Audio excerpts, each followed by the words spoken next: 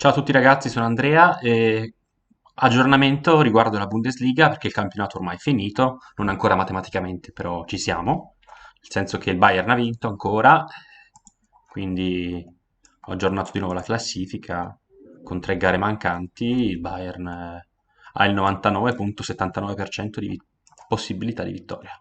Cioè essenzialmente c'è soltanto lo 0,21 del Dortmund, solo se è il caso in cui il Dortmund le vinca tutte, tra cui lo sconto diretto con l'Ipsia. In più il Bayern al massimo deve pareggiarne due, cosa impossibile. Infatti qua vediamo il grafico dei punti del Bayern. Gli unici casi in cui il Dortmund può vincere sono i casi in cui il Bayern non vince nessuna delle tre partite. Qua si vede addirittura che il caso più probabile è che il Bayern le vinca tutte. Quindi siamo veramente fuori possibilità, anzi probabilmente il Dortmund finirà intorno ai 73 punti, mentre il Bayern idem, quindi avrà 10 punti più del Dortmund. Insomma, è finita.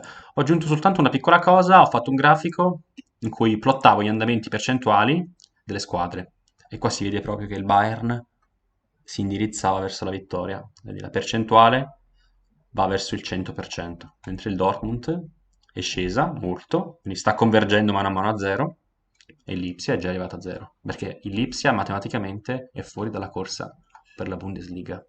Tutto qui. Video breve, quindi iscrivetevi al canale e mettete like. Ciao a tutti da Andrea.